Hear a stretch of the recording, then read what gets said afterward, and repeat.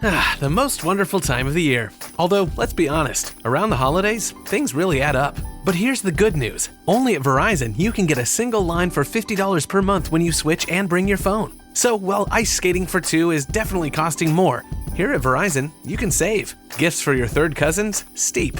A single line with Verizon? Not so steep. A real tree? Pricey. A single line with Verizon? Less pricey.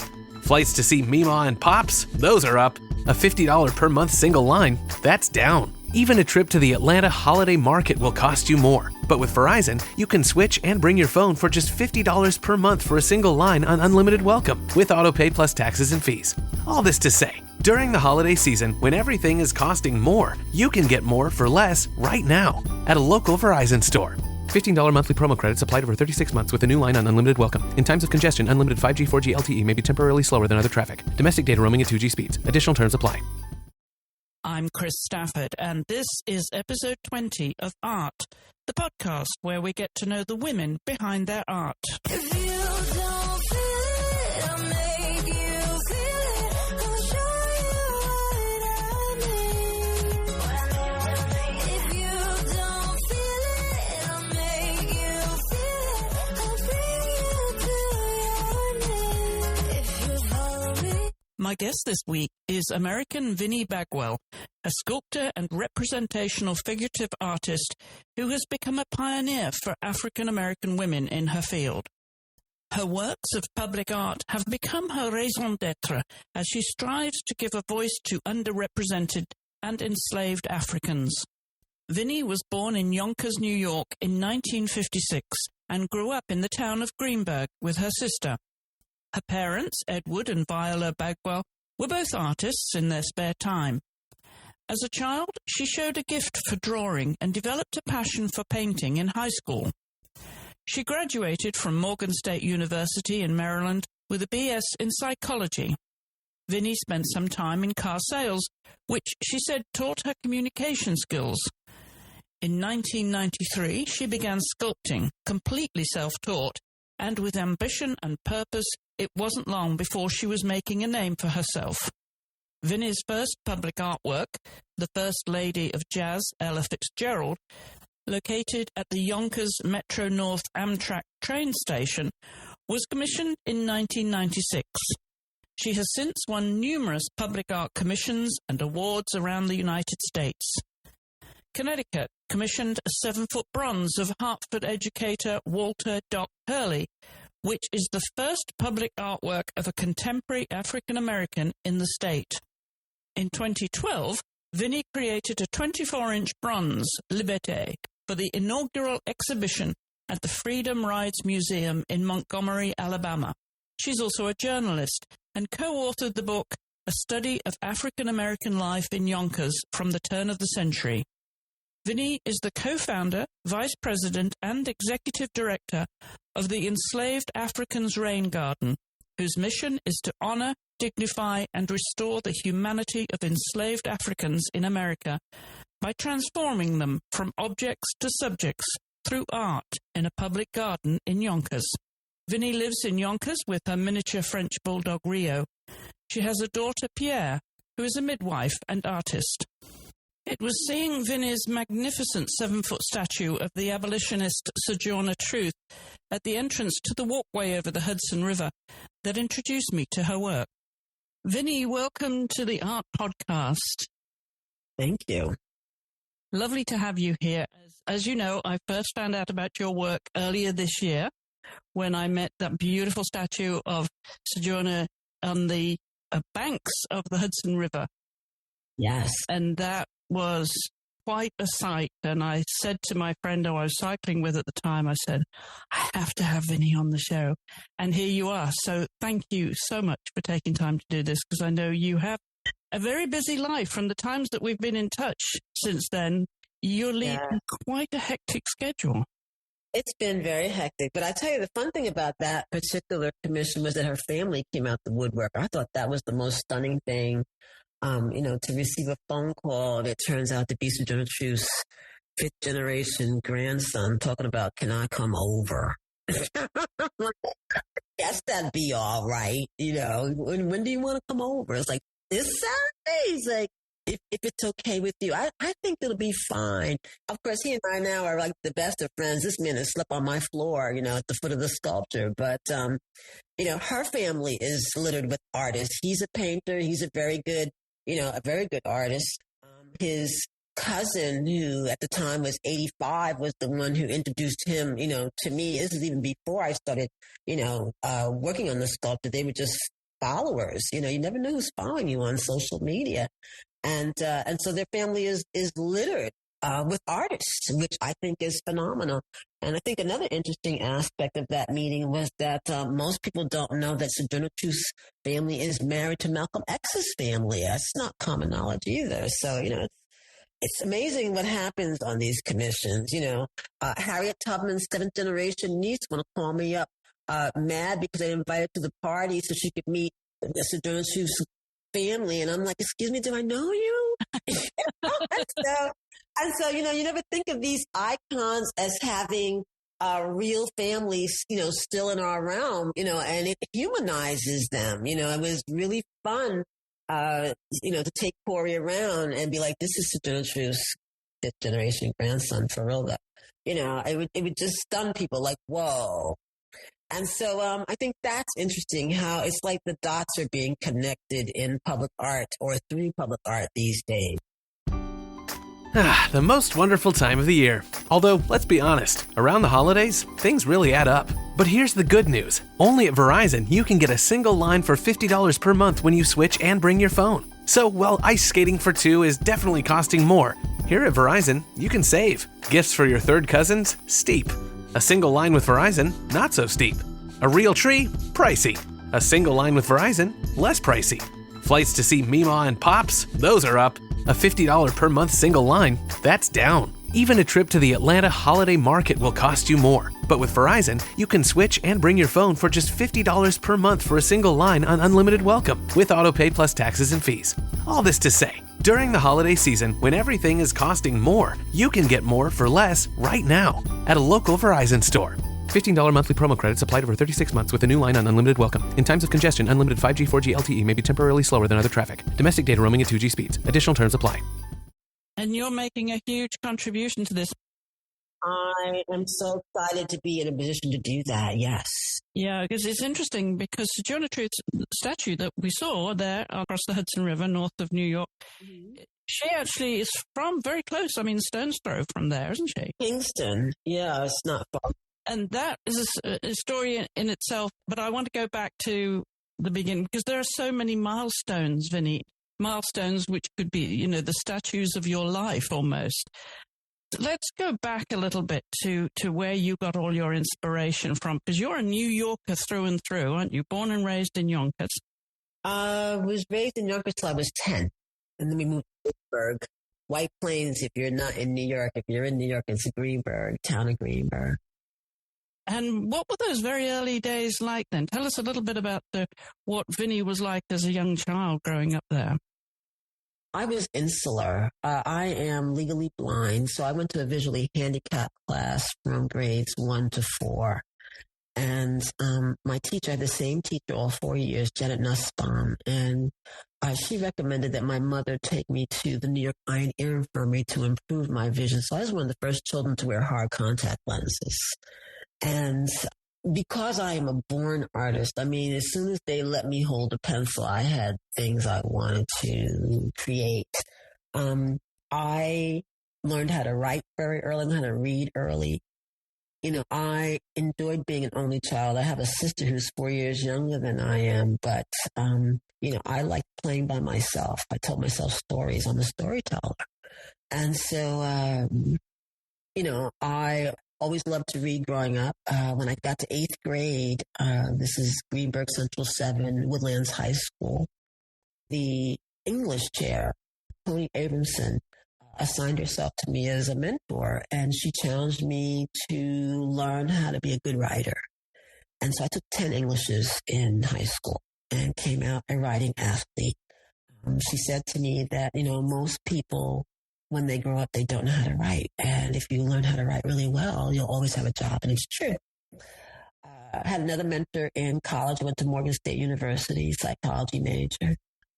My intention at the time was to become a psychotherapist, a clinician. By senior year, I was exhausted. I was like, nope, that's not what I want to do.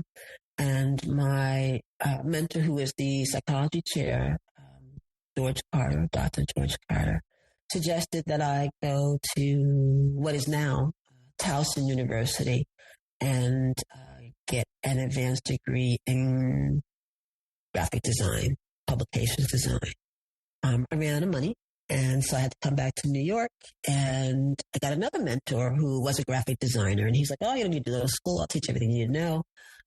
Harley Sanderson is 20 years my senior, a West Indian man, and he did. He taught me graphic design. He was an extraordinary graphic designer. At one point, he was the graphic designer for the city of New York. I mean, when I was a baby, probably, but the point of it is that he taught me graphic design, but he also taught me how to be self-employed, because at that time I didn't know anybody self-employed. My parents' friends and my parents, these people all had jobs, 9 to 5, Monday to Friday. You know, a month worth of vacation was a goal. You know, to be able to control your own time to, you know, put in whatever you want to put in and get out whatever you get out. I didn't know anything about that. So this man taught me business, basically. And so I would sometimes be employed. I was a car salesperson for 10 years. I sold cars for 10 years. The fun thing about cars is that they teach you how to negotiate, and they teach you about game, how to spot game, because most people who come to buy a car, they've got game. You know, we got game, they've got game. I sold clothing. I worked for Nordstrom's for 7 years, men's sportswear. I love men's clothing. I didn't start sculpting until I was 36. So the reason was because the previous year I had discovered that I had a block. Like, I'm a painter, a good one. And I hadn't painted in 7 years, and that blew me. Like, how did that happen? Had I not known that was happening? And the thing of it is, I was busy working. I was working, you know, trying to make money, you know, doing stuff. And so I had gotten away from making art with my hands. I was still being creative. I was writing a book, you know, the study of African American life in Yonkers in the turn of the century was a book about the history of Black people in Yonkers. You know, I worked on a book for my family. You know, I had a lot of stuff. I was always creative and, you know, doing extracurricular things. But somehow I had gotten away from painting, and I didn't know how to get back because I'm untutored. It's not like I went to school and learned technique. I just kind of think of things. And Kind of things were you painting, Vinnie, then? I do people, you know, I draw people, I paint people, I sculpt people. And so I only do people. I mean, I can do whatever I want, but, you know, you leave me to it. I'm doing people. And so a friend of mine had a husband who was a potter. And one day he brought over some plastilina and some sculpting tools and said, maybe you like sculpting. And like everybody else, I was like, how do you do that? And so, you know, he showed me this tool works like this, and this one kind of does that, and it's the wrist action. And, you know, of course, I'm sitting there trying to figure out what? You know, it's kind of like when somebody's trying to teach you how to drive a stick. It's like, what? And so he left me, and 4 days later, I had a sculptor. Like, I had been sculpting all along. And, you know, I called up his wife, and, you know, we're on the phone squealing and carrying on. And, you know, I'm like, I don't have any money, you know, because this guy wanted money. And so she brought him over. And, you know, he's looking at it. He's like, you sculpt better than me. What do you want me to tell you? And I was like, I don't know. It needs something. And so he says, well, you know, you've got the head turned like on an angle. You know, there's a great big tendon in the neck. I'm like, oh, yeah. So, you know, he challenged me to really look at people, you know, like really, really look at people. You know, one of my friends that I made later on, Barbara Siegel, who's a stone carver, taught at the School of Visual Arts. She's like, how are you teaching yourself how to sculpt? Nobody does that. And I'm like, what's happening to me? You know, and so, you know, and she was like, well, you know, I think you should take a class on anatomy. And, you know, shortly after I met her, she took me to see Bruno Lucchesi. Bruno Lucchesi is a world-renowned sculptor. You know, he's Italian. And at the time, he had a studio down in Soho on St. Mark's. And I walked in there, and I was just like, I was dumbfounded at the door because everything that's in his books is in his studio. And so, Barbara's saying to him, don't you think she needs to go to school? He's like, no. Don't you think she needs to take a class in anatomy? Don't you think she needs to study art history? He's like, no, they're wrong. I'll leave her alone. She already has an eye. He said, all she has to do is sculpt, to make art. She's going to get better every time she makes something. You'll see. And so fast forward, that's pretty much how it happened. In my second year of sculpting, I wrote a proposal to the city of Yonkers to do Ella Fitzgerald. This is a really interesting milestone in your career, Vinnie, because how did you have the confidence to do that? Someone who's self-taught and a young woman breaking into the art, if you will, have the confidence to say, I'm going to go to the city of Yonkers and tell them they need a statue of Ella Fitzgerald. The same way I say to you, would you go to the mailbox and get your mail, please? You just decide that you're going to do something and you do it. The mail is there, so you're going to get it. And you're like, I'm going to get the mail. I'm going to bring it back inside. I learned that the city of Yonkers received money from HUD every year for community development programming. And my first grant was for the book that I wrote, Study of African American Life in Yonkers in the Turn of the Century. In the process of doing the work for the book and having to comply with the agreement with the city of Yonkers to do that, I learned about funding, grant funding. And so I knew that this grant was available. And I was at this point, I'm sorry, I left out an important thing. Oh yeah, by the way, I'm writing for the newspaper. The Nut Suburban newspaper offered me a job. I went to them, wanted them to do an article about my artwork, and they offered me a job. And I'm like, oh, okay. And so my job was to write stories about Yonkers. It could be about anything from any angle. They didn't care. It just had to have a tie-in with Yonkers. So I wrote these really cool articles that people seem to love. Because I like to talk about stuff that nobody else was giving any attention to. Like, do you know what landfill is? Do you know what this is? Do you know this is here? Did you know that this bakery has the best baked goods in the county, and they also send stuff to the White House? Did you know? So I was doing that, and of course, people were. The most wonderful time of the year. Although, let's be honest, around the holidays, things really add up. But here's the good news. Only at Verizon, you can get a single line for $50 per month when you switch and bring your phone. So, while ice skating for two is definitely costing more, here at Verizon, you can save. Gifts for your third cousins? Steep. A single line with Verizon? Not so steep. A real tree? Pricey. A single line with Verizon? Less pricey. Flights to see Mima and Pops? Those are up. A $50 per month single line? That's down. Even a trip to the Atlanta Holiday Market will cost you more. But with Verizon, you can switch and bring your phone for just $50 per month for a single line on unlimited welcome, with autopay plus taxes and fees. All this to say, during the holiday season, when everything is costing more, you can get more for less right now at a local Verizon store. $15 monthly promo credits applied over 36 months with a new line on unlimited welcome. In times of congestion, unlimited 5G, 4G LTE may be temporarily slower than other traffic. Domestic data roaming at 2G speeds. Additional terms apply. Flocking to me because they wanted coverage, and if you had a really good story and I liked it, I would cover it. So point of it is that City of Yonkers knew me. I wasn't a stranger. I should say that as well. Right. And so Barbara had started a group of artists, and they wanted to do some things, and they didn't know how to do anything. They didn't know what to do. So in the process of me interviewing them about what they wanted to do, I was like, I can help you. So I'm the person who became the grant writer. So, grant writing at that point, I hadn't done it before, but it wasn't that hard. It's like read the instructions and follow them. That's it.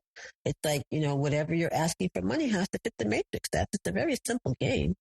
And so, we got the first funding, and with the first funding, the name of the organization was Art on Main Street. The first funding created these sculptural benches that we put down on the waterfront. We gave 9 kids jobs. And the New York Times rides the train every day because Yonkers is on the waterfront, and the Metro North Hudson goes right by, us. And so one day the editor really wanted to know what we were doing and decided to get off the train to find out, what are you doing? When he found out what we were doing, he wrote like a full-page article on the kinds of stuff that we were trying to do in this particular project. So the second cycle's coming up and they're so busy doing that nobody's looking at the second cycle. So I'm like, well, I'm going to write a proposal for Ella Fitzgerald. And of course it got in. City of Yonkers did not give me all the money. They gave me a fraction. And of course the question now is, how am I supposed to do this with a fraction of the money? And the foundry said, well, we're going to help you. And they basically crapshooted on me. Their attitude is, if we give you one, you are going to get two. And that's when we start to get paid. And of course, now I'm doing 3 and 4 a year, and it's high five every year. You know, it was an investment for them. They're like, no, she's passionate about her work. She's actually pretty good. And we think she's going to fly. And, but, in the public art arena, most people don't realize, because they don't have any friends that are sculptors. The public art arena is a white patriarch arena. It is basically by and about white men.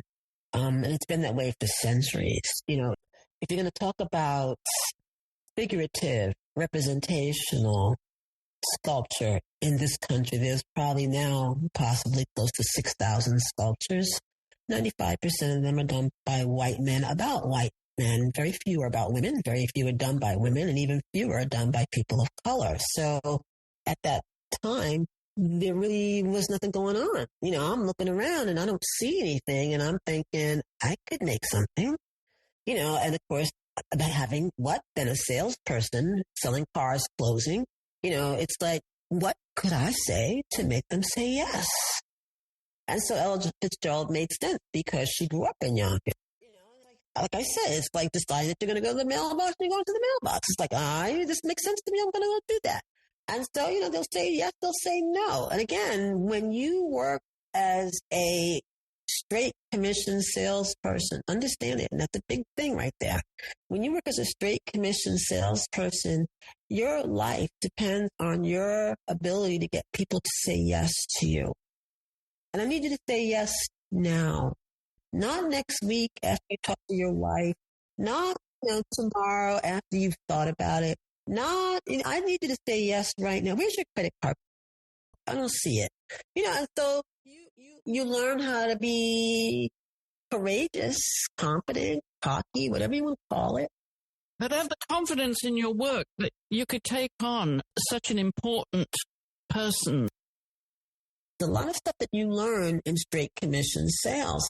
And, when you're selling high-end cars, I'm talking about Acura, Lexus, Honda, when Honda was going for $2,000 over a sticker. How am I going to convince you to buy a car for $2,000 over a sticker? I got to be really good to do that. Yeah. How am I going to keep you from pivoting and walking out on me? Wait, where are you going? Wait, hold on a second. We're talking here. You just don't walk away from me. I understand you. And you're screaming, I don't know anything. I said, well, wait a minute. You asked me, what's the price? That is the price. Can we talk about it? Come inside. Let me get you a cup of coffee. Calm down. Come on, wait a minute. In that business, in that kind of business, you have to learn about people. You have to learn how to understand people and how people make decisions. And again, if you have a goal, a decision that you want somebody to make, the question is, what's the route to that decision? It sounds like this was a superpower of yours then, Vinnie. I mean, in that case, I got a bunch of superpowers, but the point of it is that in the car business, again, I'm going to use that as the frame of reference, and just about every job I've ever had is a reflection of that business. It's dog eat dog, first bite counts. It's like, listen, I want to eat every day. I want a nice roof over my head. I don't want to have to ask people for help, for money. I want to take care of myself. That's what motivates you. By that time, I had a little girl. I got to pay for daycare. Do you know how expensive shoes are for kids when their feet grow every 3 months? You know what I'm saying? It's like, what do you mean? It's like you do it. This is what we now call adulting. We didn't have a word for it back then. Now I would say this falls in the realm of adulting. At any rate, the point of it is that I began to write grants and develop programming for Art on Main Street, and I did that for 4 years. Ella, of course, went up. It turned out to be the first sculptor of a contemporary African-American, the first sculptor of a contemporary African-American woman to be commissioned by a municipality in the United States. That was interesting. That was fantastic. Yes. I mean, the commissioner for public art for the city of New York, Marshall Warfield, calls me up like Monday after Ella died to tell me this. And she was stunned because, back then we didn't have the internet, so our communication system was nothing like it is now. And she wanted to know, wait, how did you win this? I didn't hear about this. How did you win this? And I told her, I said, I asked for it. Yeah, but I mean, I'm sorry, did I tell you who I am? I am the repository of the largest public art collection in the country, and I should have known about this. I said, well, I don't know what to tell you. Well, who was on the design committee? I'm like, what design committee? She's like, oh, this is so hokey. I'm like, no, hokey is working for me right now. Okay, you know what? I got Ella Fitzgerald in my living room. She says, yeah, but it can look like me. I said, but it doesn't. You want to see it? I would love to see it. I said, it's coming to the Foundry in Manhattan on West 26th Street between 6 and 7 on Thursday. You want to come Friday? Yes. I said, okay. Can I bring somebody? Sure. I'm bringing John Roden. I said, okay. She said, do you know who that is? I said, no. She said, oh my God, you're so hokey. The point of it is that I'm sculpting for 2 years and it's Ella Fitzgerald. I'm assuming that you were a very big fan of hers then. Look, my mother dated her brother, okay? I mean, the point of it is that I knew of her for the better part of my life because my mother knew her. And, there were lots of people in Yonkers that knew her. And then, of course, my grandmother played her music, so I knew her sound. I remember seeing her on TV a bunch of times. I knew her. I mean, vicariously through other people who actually knew her.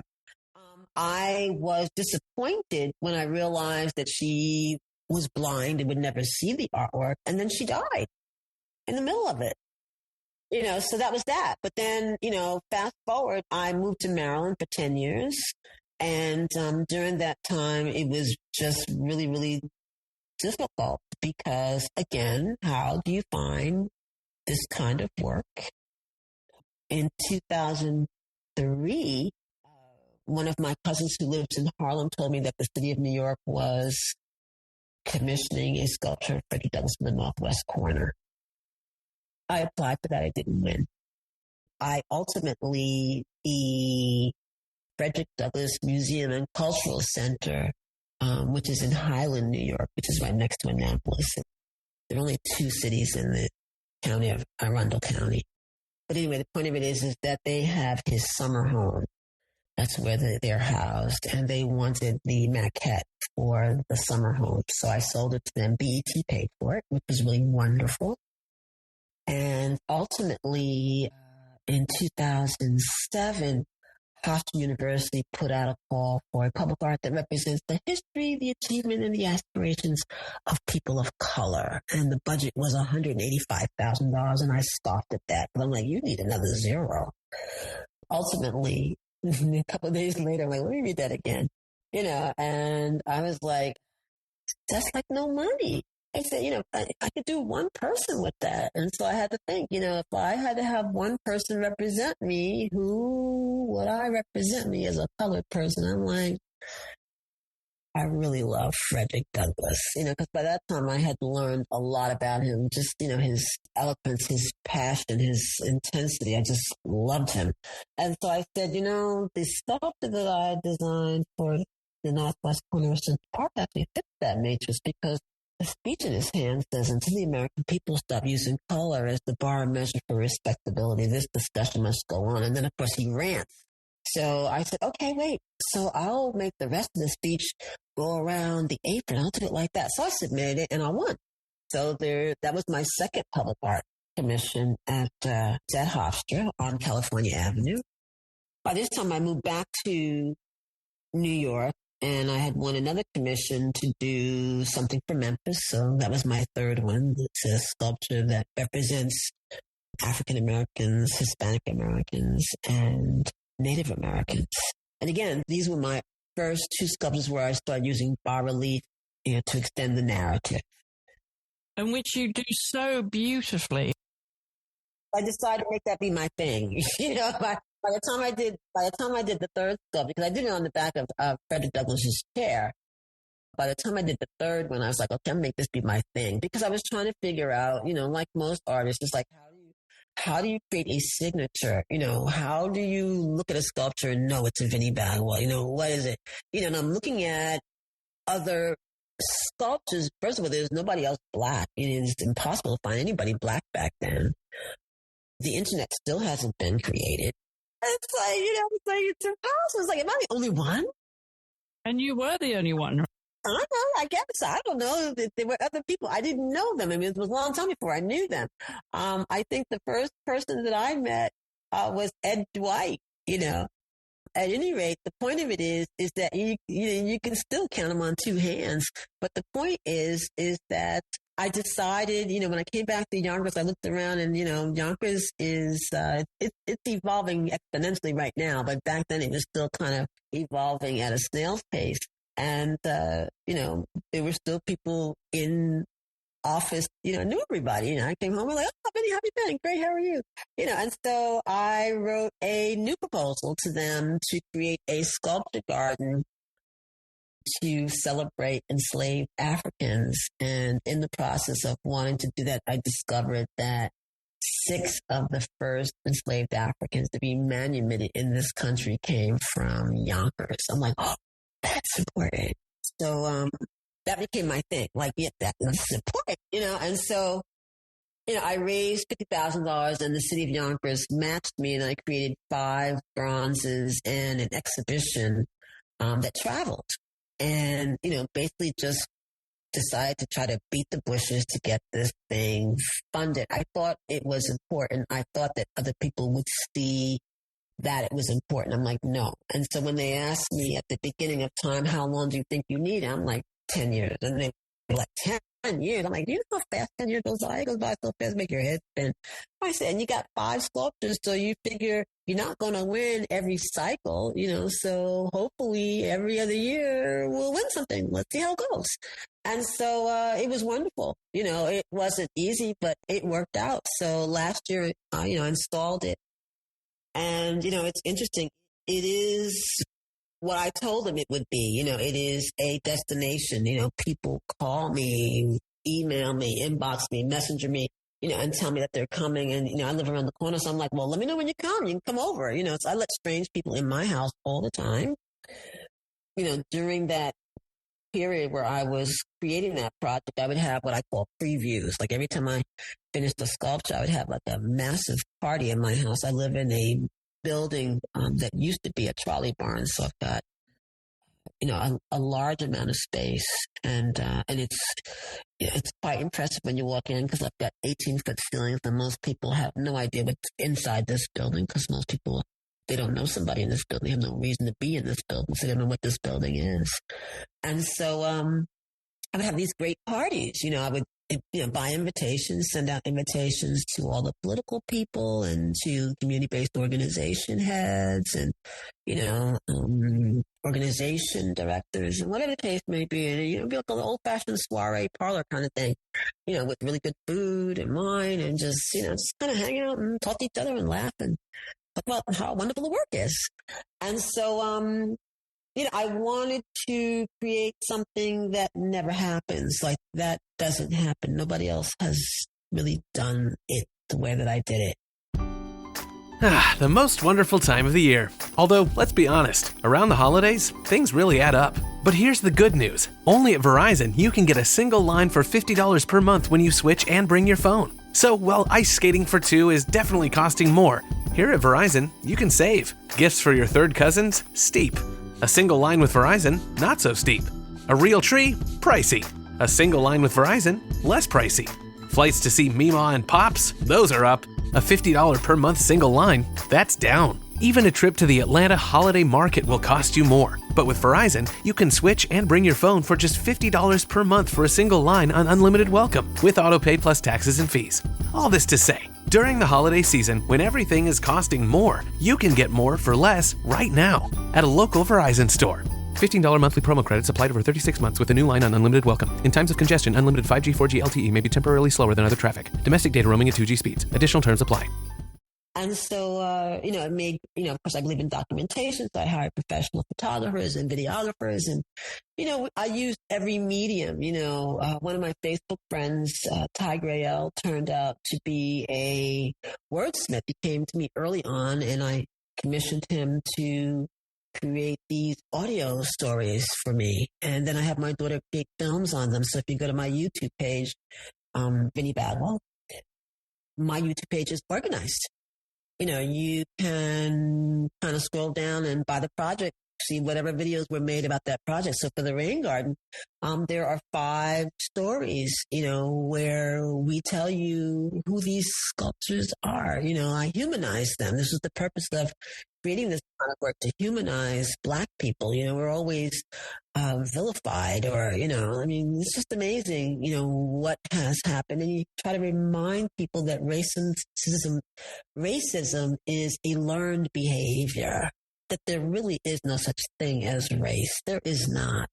Race is a man-made construct, and racism is a man-made construct, and it was made for economic development. It's about money and greed. That's all it is.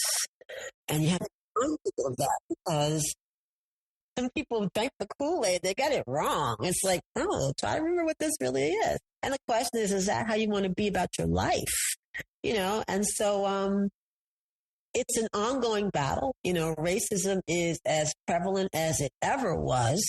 The difference now is that the people who are not racist are more verbal. And, there's this balance that, we're trying to achieve. And it's an ongoing fight. The fun thing is that public art helps.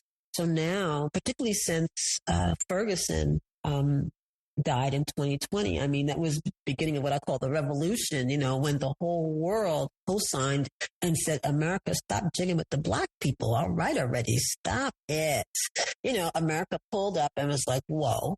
And, municipalities all over the country started looking at their portfolios and realizing, we look real racist. We don't have nothing about Black people, brown people. We just got dead presidents and war heroes and Confederate stuff. That was just amazing, because originally, in the late, 1800s, public art was used propaganda for, racism and slavery and stuff. They put up their, their kings and their generals and their whatever. And all of a sudden, and it seemed like it happened all at once. Actually, it was going on for quite some time. It's just that it came public because the media picked up on it. People realized we don't really want to look racist, particularly if we're in the middle of economic development. Black people's money is green too, At any rate, the point of it is that there is a revolution going on nationwide where communities are starting to look at themselves and look at their history, and they're realizing that there is merit in telling the stories of other people besides white people. So now you have all these new calls for art, which is exciting, extremely exciting. I've had some really great opportunities. I did the first sculpture of a contemporary African American for the state of Connecticut. Walter Doc Hurley was a educator and a philanthropist. This man raised enough money to send more than 500 kids to school. That's a big deal. The white people in Connecticut had a bit of a tantrum about that. And they were like, well, why are you putting him up there? Why don't you do Marian Anderson? I was like, why don't you do Marian Anderson? At any rate, what's wrong with doing an educator? And by the way, somebody found the funding for that. So that's what we're doing. And by the way, you still haven't done Marian Anderson. What are you going to do? At any rate, the point of it is that there are just some stunning stories, contraband.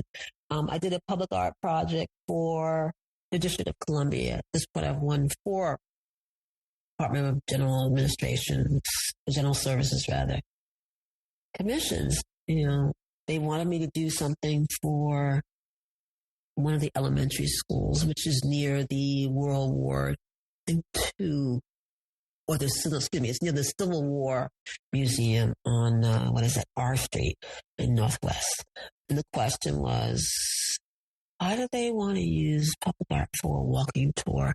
And I discovered the concept of contraband. And when I asked people, do you know what contraband is? And people were like, no. It's like, so because Black people were not considered people, they were considered chattel. It's kind of like, you're at war and here's the line between Virginia and the District of Columbia, and you leave your cannon too close to that line, you go to sleep, I'm taking that cannon, that's my cannon. I said, you got 40,000 Black people trying to escape slavery into the District of Columbia. When they hit the District of Columbia, they became contraband. Isn't that interesting? That's how I won that commission. They said, you went so far back. We were just like, what? We didn't know that. Let me put the call out. Like, you went back past what we were talking about. That's the interesting aspect of the history.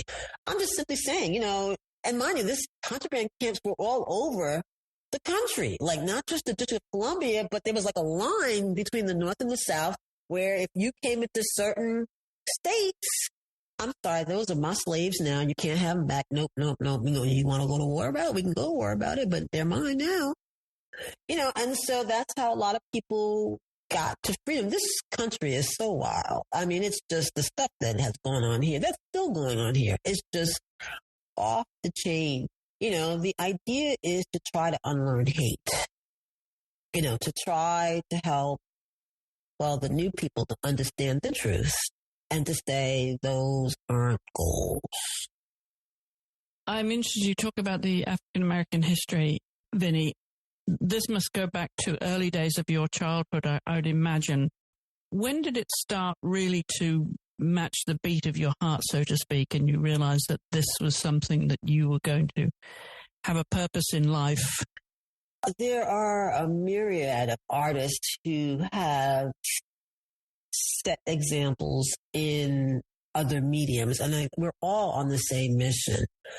You've got the actors, who perform in plays like, I'll just say, August Wilson plays. You have people who make movies like Tyler Perry, Duvernay. There's a bunch of people now who are telling the stories. We're all storytellers. Everybody that's doing this work, we're all storytellers, and we're all telling stories in a variety of mediums. So, I'm working in sculpture. There are people who paint the same stories that I'm talking about. They use painting, murals the same way. As I said, it's easy to see in the music. There are some people, how I won the Marvin Gaye Commission for the District of Columbia. I went back and told the history of Marvin Gaye and what's going on. It's like the What's Going On album was the milestone in his career. He went from being a sex symbol to being somebody who was about something serious. He's telling his brother, who's in the Vietnam War, about what's going on in Kent State, and his brother's telling him about death and war. And he's like, what's going on? Oh my God. So he wrote this anthem. And no, Berry Gordy really didn't want him to put that out. And so, Marvin was like, if you don't put this out, I'm not going to sing another song. And somebody helped him leak that song onto the radio. And of course, it caught fire. And then, of course, after it was embraced, then Berry Gordy says it's a wonderful thing. But the point of it is that he felt a certain responsibility to say something, and he used his platform to do it. There are a lot of actors who are doing the very same thing. It's like, when things got strange in 2020, there were a lot of actors, Black and white, who stood up and said something. Like, hey, the point of it is that there are those of us who feel responsible. I don't think that it's random that my father grew up in the South and that I spent my summers there.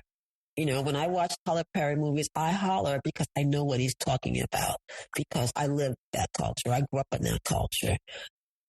When you talk about civil rights and things like that, I met Martin Luther King. He came to my church when I was 7. I shook his hand. He said something to me. The point of it is that when he died, I took it personally because I just met him last year, and so point of it is that you grow up with a certain set of experiences and mores. And, in the final analysis, I think, one of the biggest influences having gone to a historically Black school, at Morgan State University, and I'm almost certain they still teach this some kind of how, they tell you have a responsibility as a Black person to do well, that mediocrity is not acceptable, and that in your process, you should try to figure out a way to help your community and uplift the race. They talk like that in my school. I'm talking about every day. That was the message. You come to class without your homework, oh, you're going to get a lecture about that. It's about being serious about your life. It's like, what is your purpose? Who are you? What are you doing here? What's your contribution? How are you going to make yourself be of service? And again, Martin Luther King had a speech. It's like, oh, you don't have to go to college to be of service. You don't have to make your nouns and your verbs conjugate properly. You don't have to have a degree. You just have to want to help somebody be better, a better human being. That's all. And that is pretty much the point. Otherwise, what are you doing here? You're just going to be self-serving your whole trip? Really? That's your plan? Did your parents instill this as well as in school? Did this come from home as well? No, my parents did not talk like that. My parents had jobs. They were hardworking. They made sure that we had what we needed. And they were about family, basically. And were they storytellers? Oh, my God. Yes. My family is very gregarious. I mean, you come to a party or you come to a cookout or you come to a funeral or a wedding, there are going to be stories, I think everybody tells stories, the question is, how do you tell stories and what makes a good story, And so, this is kind of what translates into my artwork. It's like, okay, example, I am a finalist for W.E.B. Du Bois for Great Barrington. They say they're having a hard time making a decision, and they're making a decision coincidentally today. Let's see what they do. But the point of it is that, like most people, I know that W.E.B. Du Bois was a writer, and I know that he was the one who, founded or co-founded the NAACP. That's about all I knew at the beginning of it. So now I got to really figure out what's the best story that I can tell about him through my work. So I discovered, and again, I had to delve, I discovered that, of course, we all know that, he was the original editor of the Crisis magazine. What I didn't know was that the Crisis magazine was a vehicle that got a whole bunch of Black Renaissance writers started. So, for instance, Langston Hughes first published The Crises. Zora Neale Hurston first published it. Claude McKay. There's a whole bunch of name brand and not so well named, known names that got their start or got their reputations because of that magazine. So I decided to highlight that. So I got 15 faces on his back in low bar relief. They want to know, can I remove some of the faces? I'm like, so wait a minute now. And this is about depth. I'm sorry.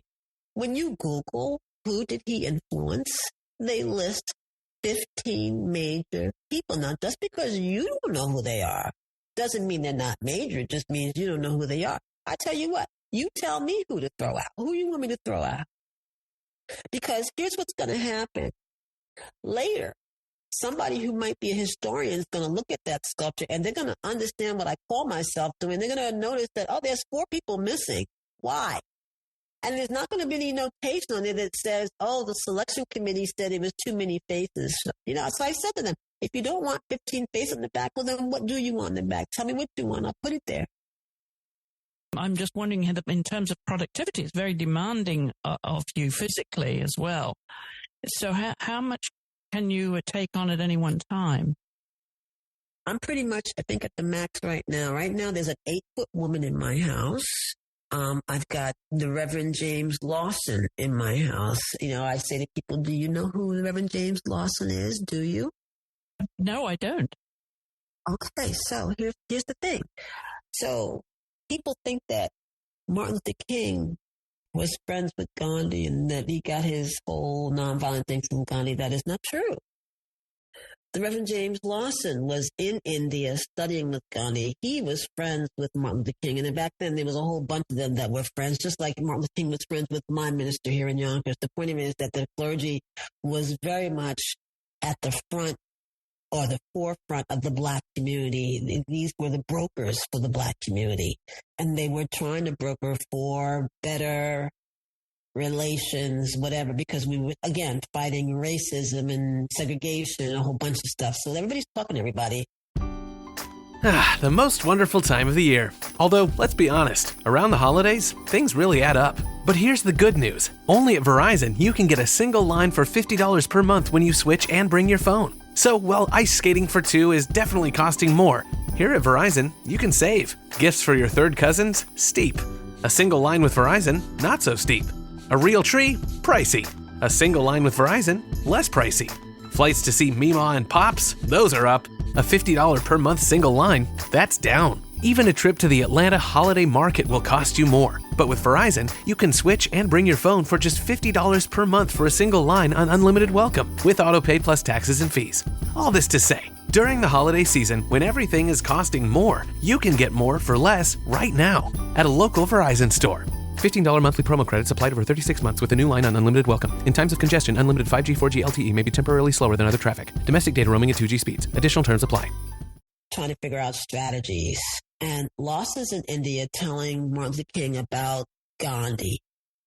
He tells him, well, then you need to come back here and teach the children. That's what they call the college students. You need to come back here and teach the children that. And he's like, well, I'm in the middle of it right now. He said, yeah, but you need to come back. But I'm busy. He's like, you need to come back. And he came back. And he picked up, quote unquote, 8 children. The most notable of them, John Lewis. He was the mentor to John Lewis. He was the mentor to Marion Barry, Darian Nash. There was 8 of them. And then, of course, this was the war general for all of the major marches. This is the guy who coordinated the March on Washington, the Selma March, the Sanitation March, the Freedom Rise March. This is the guy. He's the war general. And if you saw his picture, if you Google his name, you're like, I've seen that guy. I just didn't know his name. Nor did you know of his importance. He grew up in Western Pennsylvania, and Penn State Fayette is putting the Sculptor of Him in their library. He's 92 years old. His mind is still crystal, and he's the same guy. It's really cool talking to history. I'm here to tell you, I'm on the phone with this guy for an hour, and he's throwing around names like nobody's business. Yes, I told Jesse, get up and go get Martin. Let's go get some coffee. We got to work this out. I mean, I'm listening to firsthand stories, and I'm just on the phone grinning like, oh, my God. At any rate, the point of it is, it's a great story. His is a great story. And there are 30 people on him. And I'm saying to the people in Great Barrington, you are missing the point.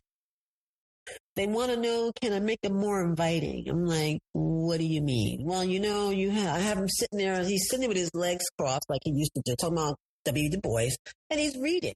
And it's like if you were sitting at the library and you're waiting for somebody to come and you're reading something and you turn to look and you see if they're reading, like, hey. They're like, that doesn't look very inviting. We think that his hand to be out welcoming them. I'm like, W. Du Bois would never do that. I mean, if you read about his temperament, that's not, he might do that, but I don't know to whom. Okay, fine. What, you want to send me a picture of what you mean? We were hoping you could send us a couple of sketches for free. I don't think so. Over the weekend? No. That's a whole nother talk show. First of all, artists receive so much disrespect. It's just unbelievable. It's just normalized. And we want to eat every day like everybody else, so we comply. I'm so old now, and thank God I am so flush now. I can shove somebody back and say, you know what, you're biased. I can say that. It's the truth. If the shoe fits and it's ugly, it's not my fault. If I say to you, you asking me to work for free over the weekend, you know what I'm doing this weekend? I'm going to see Santana this weekend. I'm not going to be thinking about you. I'm finished. Already submitted. Make a choice and pick a winner and then go to Final Design and pay that person to make another version that pleases you. I've done my job. How dare you come back to me and expect me to do more for nothing? I'm sorry, I'm putting it out there. I'm just saying that happens. Oh, well, I called around and I heard that's normal. That doesn't make it right. I can say something and it's like, oh, stop me and correct me if I got it wrong, because that's the conversation that we had. And I'm saying it happens all the time. Do you see that this impact that, you know, that you're now in a position to empower other, particularly women, but people of color, do you see that when you go into a room now? Do you see young women, particularly women of color, step up now and feel emboldened by your work? I think that the biggest challenge for artists, it's not, see, understand about artists.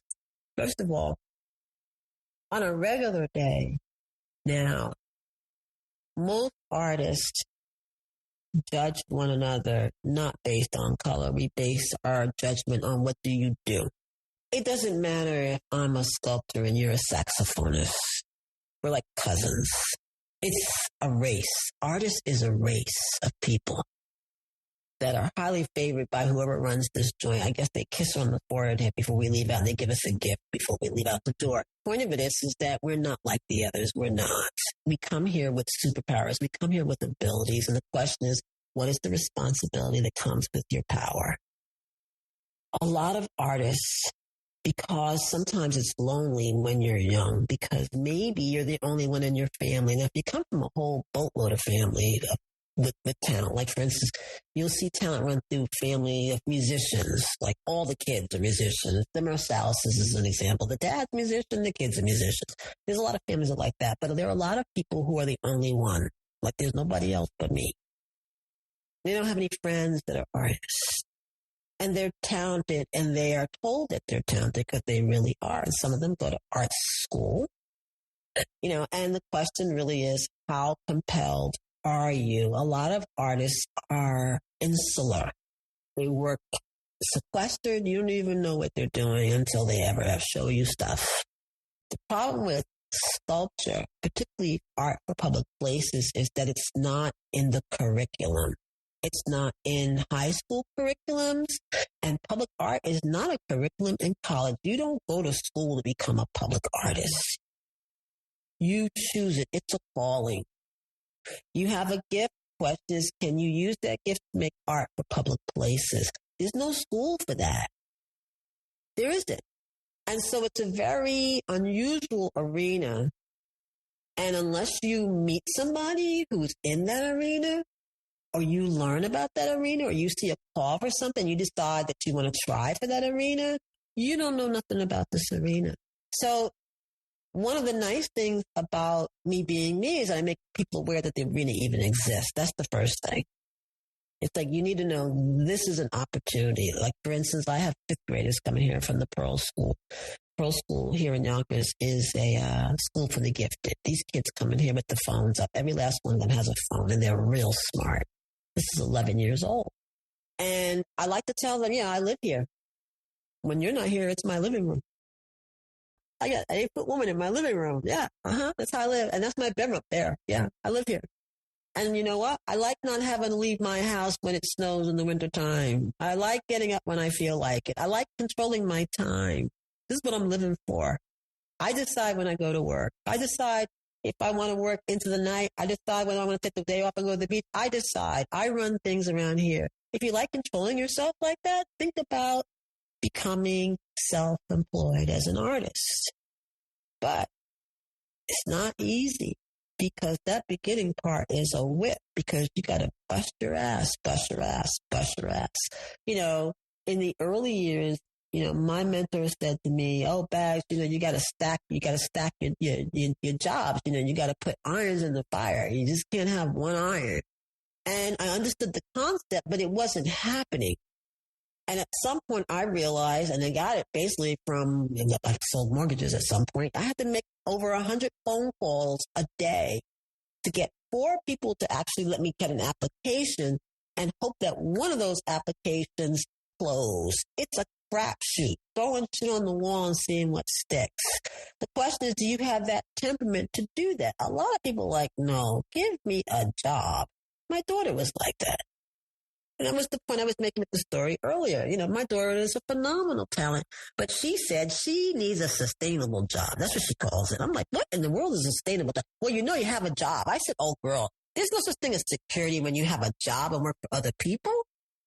She picked an arena that she thought would be sustainable. People are going to have babies. They are. So my daughter delivers babies for a living. That's her day job.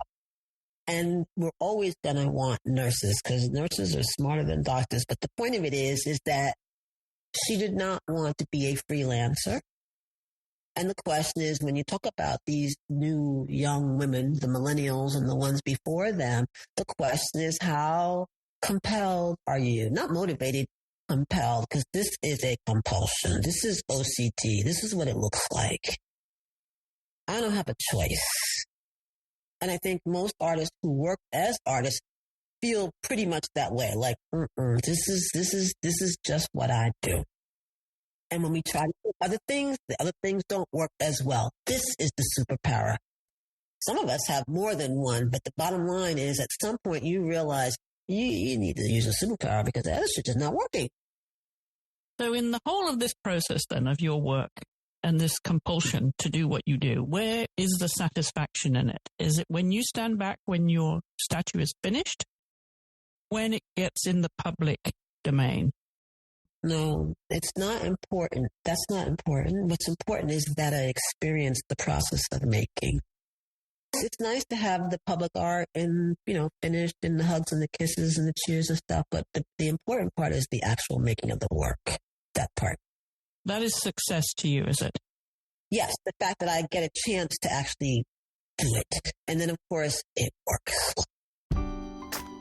The most wonderful time of the year. Although, let's be honest, around the holidays, things really add up. But here's the good news. Only at Verizon, you can get a single line for $50 per month when you switch and bring your phone. So, while ice skating for two is definitely costing more, here at Verizon, you can save. Gifts for your third cousins? Steep.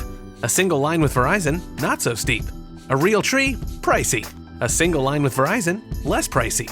Flights to see Mima and Pops? Those are up. A $50 per month single line? That's down. Even a trip to the Atlanta Holiday Market will cost you more. But with Verizon, you can switch and bring your phone for just $50 per month for a single line on unlimited welcome, with autopay plus taxes and fees. All this to say, during the holiday season, when everything is costing more, you can get more for less right now at a local Verizon store. $15 monthly promo credits applied over 36 months with a new line on unlimited welcome. In times of congestion, unlimited 5G, 4G LTE may be temporarily slower than other traffic. Domestic data roaming at 2G speeds. Additional terms apply.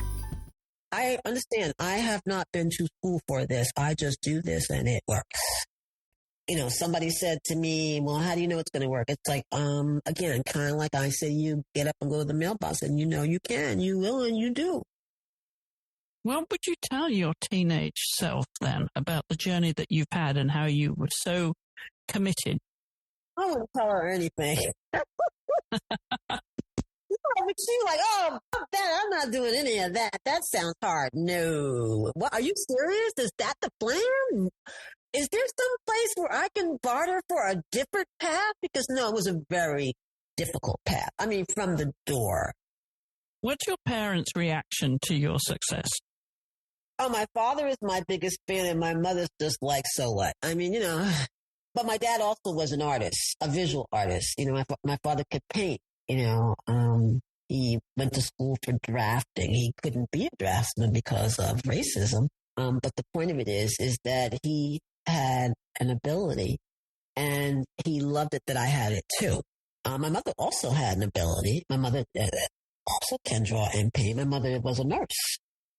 I believe that art really is a gene, that certain abilities are passed down and sometimes you get them. And the question is, what do you do with the gift? My premise is you give it back. Where does music fit in your life? Oh my goodness. Music's like the backstory of my life. My mother and my mother's mother believed in high fidelity stereos. So I grew up with high fives, as we used to call them. My mother was one of the first people in the world, I swear to God, no lie. She was one of the first people to have that quadraphonic stereo system where you had the 4 speakers. And when you stood in the middle of the 4 speakers, you felt like you were there. Again, my mother was very much into music. So music played on Saturdays for sure, like all day.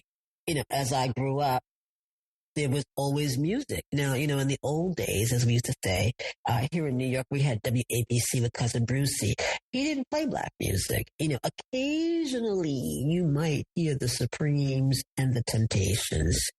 Amazingly, you never heard Smokey Robinson. You might hear Marvin Gaye. That's it. But there was a whole bunch of other performers that I heard, and I learned about music in Brooklyn. I had cousins who lived in Brooklyn. These are New York City people. These are fast kids. They know stuff. We used to go down the street on Eastern Parkway with a juke joint, and the guy would let us put wooden niggles in his jukebox to play music all day. So I loved going to Brooklyn. We used to go there at least twice a year. And then, of course, at some point, I was given my own little stereo where I could play my music the way I wanted to play.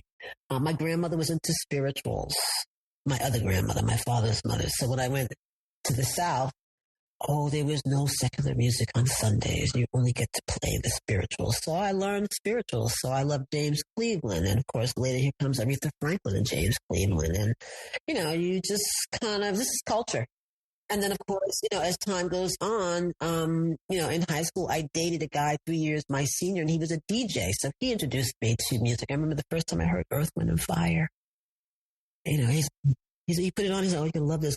Listen to this. Listen to this." There was a lot of stuff that I learned through him, and then of course, as time went on, the radio stations evolved, and there was WLIB. I remember I broke my leg when I was 13. I got hit by a car, and I've been going to church every Sunday till I was 13 because that's my parents required.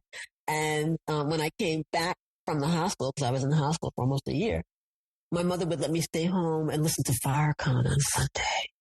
And again, my mother had me reading Malcolm X when I was 10. In the early 80s, we had really amazing jazz station here in New York. We had WRVR, and Les Davis, who was the DJ then, taught you jazz history, which was interesting. And on Saturdays, we still have it. WBGO comes out of New Jersey, where they do R&B. And of course, the fun thing about that program is that he doesn't just play the music. He gives you the background on the people who made the music. So again, having grown up with the music that he's playing, some of what he is saying I know, and some is like, oh, I did not know that.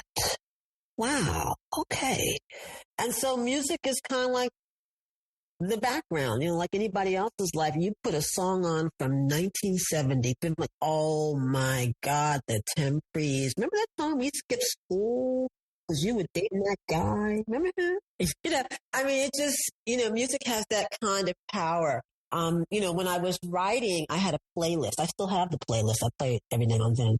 I used to have a playlist, songs, because there was a period when rap first came in. I was not into rap. I understood rap. Rap was not brand new when it became popular. Rap was old in the Black community. They was signifying that was before rap. Point of it is that I couldn't listen to it on the radio. So I just started making my own playlists. And so, if I wanted to get into writing, I would put on a particular playlist. And then later it occurred to me, if you're going to sculpt, you should play a playlist. Like, of course, now I sculpt in silence, but there was a time when music was a prompt. It's kind of like a nice segue, like just to kind of get in the mood, so to speak. And being a woman of words and a storyteller and a writer, I'm wondering what you read. What's on your bookshelves? What would we find? Oh my goodness. At the moment, I'm in the middle of collecting books about slavery, Black children's books. Like, for instance, last year I bought a boatload of books that were illustrated by Jerry Pinkney. Jerry Pinkney lived here in Westchester. I met him when I was much younger. And I love his illustrations, and I find his stuff inspiring. At this point, I just picked up a book called Color of Law, and it's about, racism in the law. I'm interested in delving into that. I haven't started yet. It just came the other day. Sometimes, like for instance, at the turn of the century, I was reading a lot of self-help books, that I recommend highly. Like You Have to Read The Intuitive Way by Penny Pierce. So what is your final analysis of your life then, Vinnie? I'm here on purpose. I pray there's an afterlife. I really want to high-five somebody on the other side, I swear to God. I swear, I want to step up and like, somebody give me a fucking, pardon my French, high five because I did that, okay? Seriously, this is a rip of a ride. And most of the people that I know are in the advanced class. We're all howling right about it through here. Like, what in the frickin' world? I mean, there is so much stuff that was not presented in the curriculum or the syllabus. This was not in the script, was it? No, there's nothing that I would tell myself. There's nothing that I would tell myself because at every age I knew, it's like you just have to keep going. We're going to stop with that thought because there's a lot of life lessons in that, Vinnie. And so thank you for all of them. And thank you so much for sharing your story, which is quite a journey.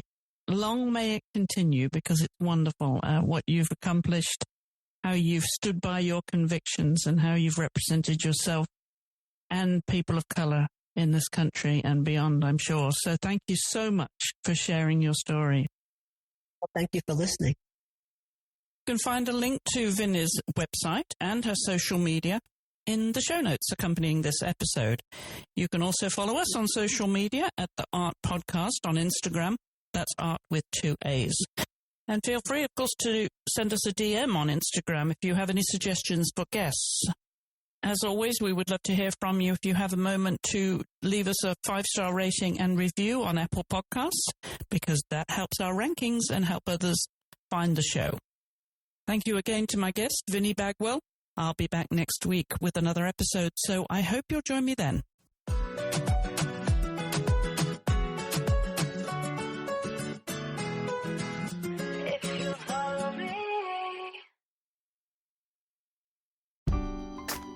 The most wonderful time of the year. Although, let's be honest, around the holidays, things really add up. But here's the good news. Only at Verizon, you can get a single line for $50 per month when you switch and bring your phone. So, while ice skating for 2 is definitely costing more, here at Verizon, you can save. Gifts for your third cousins? Steep.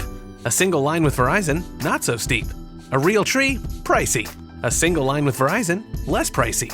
Flights to see Mima and Pops? Those are up. A $50 per month single line? That's down. Even a trip to the Atlanta holiday market will cost you more. But with Verizon, you can switch and bring your phone for just $50 per month for a single line on unlimited welcome, with autopay plus taxes and fees. All this to say, during the holiday season, when everything is costing more, you can get more for less right now at a local Verizon store. $15 monthly promo credits applied over 36 months with a new line on unlimited welcome. In times of congestion, unlimited 5G, 4G LTE may be temporarily slower than other traffic. Domestic data roaming at 2G speeds. Additional terms apply.